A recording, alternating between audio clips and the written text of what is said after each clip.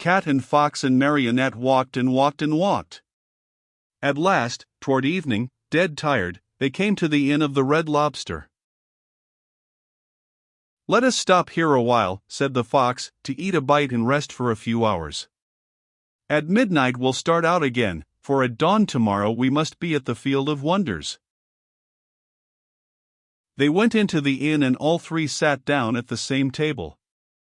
However, not one of them was very hungry.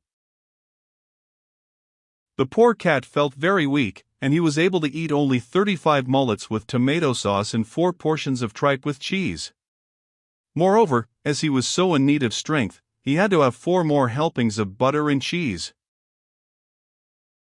The fox, after a great deal of coaxing, tried his best to eat a little.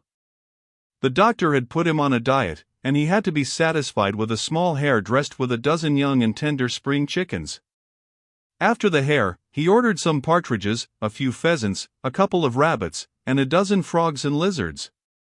That was all. He felt ill, he said, and could not eat another bite.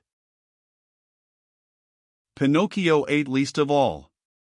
He asked for a bite of bread and a few nuts and then hardly touched them. The poor fellow, with his mind on the Field of Wonders, was suffering from a gold-piece indigestion.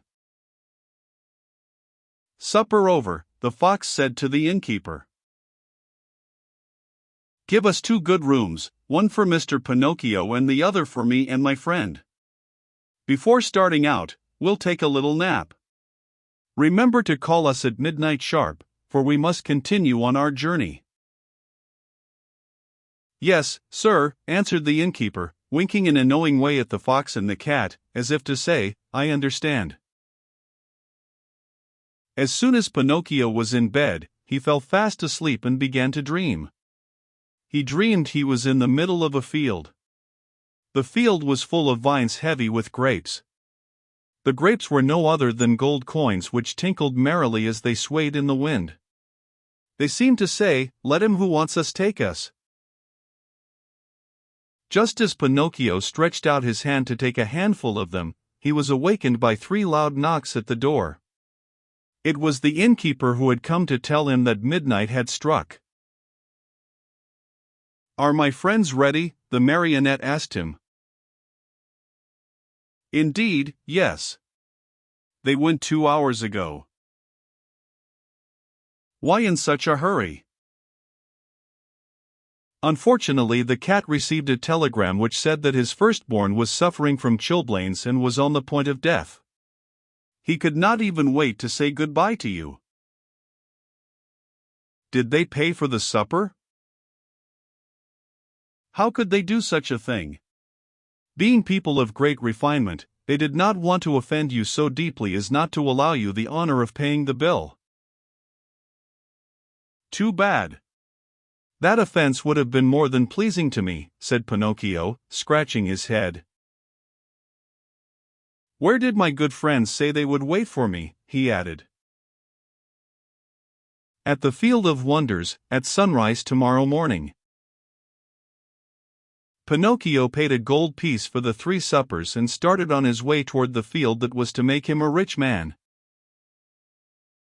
He walked on, not knowing where he was going, for it was dark, so dark that not a thing was visible. Round about him, not a leaf stirred.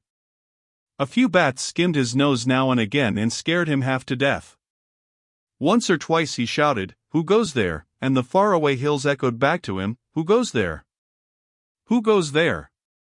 Who goes?"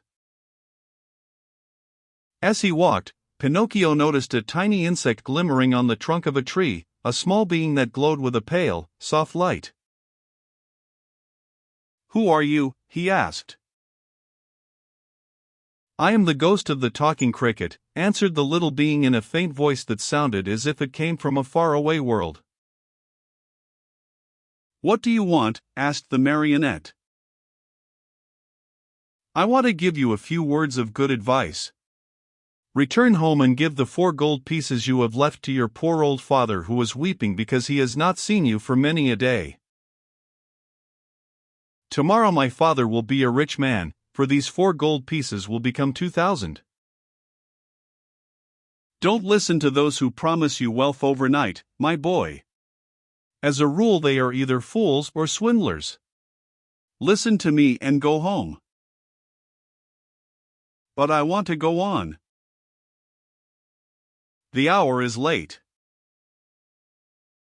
I want to go on. The night is very dark. I want to go on. The road is dangerous. I want to go on. Remember that boys who insist on having their own way, sooner or later come to grief. The same nonsense. Goodbye, Cricket. Good night, Pinocchio, and may heaven preserve you from the assassins. There was silence for a minute, and the light of the talking cricket disappeared suddenly, just as if someone had snuffed it out. Once again the road was plunged in darkness.